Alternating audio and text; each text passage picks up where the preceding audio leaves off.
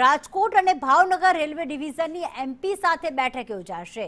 અધિકારીઓ અને સાંસદો વચ્ચે આ બેઠક મળી હતી। આ બેઠકમાં રાજકોટ અને જૂનાગઢના સાંસદ ઉપસ્થિત રહ્યા। પુરુષોત્તમ રૂપાલા, રાજેશ ચુડાસમા બેઠકમાં ઉપસ્થિત રહ્યા હતા। કેસરી દેવસિંહ ઝાલા અને રામ મોકરિયા પણ બેઠકમાં ઉપસ્થિત રહ્યા। સાંસદ પૂનમબેન માડમ પણ બેઠકમાં પહોંચશે। રેલવેના સૌરાષ્ટ્રના જે પણ પ્રશ્નો છે તે અંગે આ બેઠકમાં ચર્ચા કરવામાં આવશે।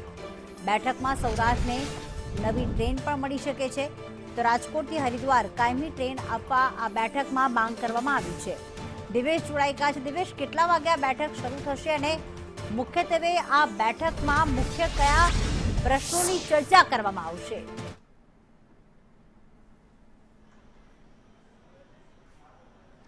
ચોક્કસ પ્રીતિ, વાત કરવામાં આવે તો જે રાજકોટનું સર્કિટ હાઉસ છે, હું તમને ત્યાંના સીધા જ દ્રશ્યો છે તે બતાવીશ કે વેસ્ટર્ન રેલવેના જે જનરલ મેનેજર છે તેના દ્વારા રાજકોટ અને ભાવનગર ડિવિઝનમાં જે આવતા સાંસદો છે, રાજ્યસભાના સાંસદો, તેમના સાથે બેઠક છે તે કરવામાં આવી હતી। સ્થાનિક રેલવેના પ્રશ્નો, સ્થાનિક રેલવેની રજૂઆતને લઈને આ બેઠક છે તે કરવામાં આવી હતી। કઈ ટ્રેનોની જરૂરિયાત છે તે અંગેની આ મિટિંગમાં ચર્ચા છે તે કરવામાં આવી હતી। સવારે 11 વાગે આ બેઠક છે તે શરૂ કરી દેવામાં આવી છે। આ બેઠકમાં રાજકોટના સાંસદ પુરુષોત્તમભાઈ રૂપાલા, જે રાજ્યસભાના સાંસદ છે રામભાઈ મોકરિયા, તે પણ હાજર રહ્યા હતા। રાજ્યસભાના સાંસદ કેસરી દેવસિંહ તે પણ આ બેઠકમાં હાજર રહ્યા હતા અને જે જૂનાગઢના સાંસદ છે તે પણ આ બેઠકમાં હાજર રહ્યા છે।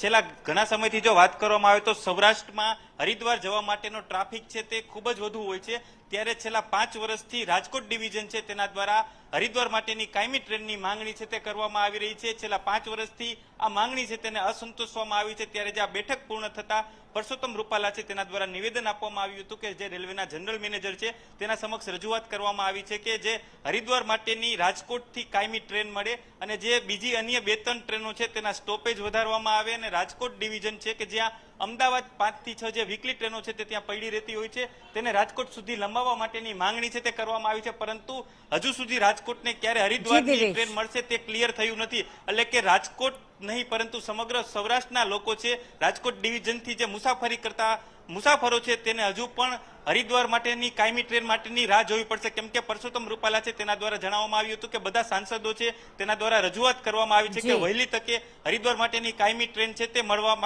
મળી શકે તે પ્રકારની વાત છે તે અત્યારે કરવામાં આવી છે। પ્રીતિ, બિલકુલ આભાર તમામ વિગતો માટે।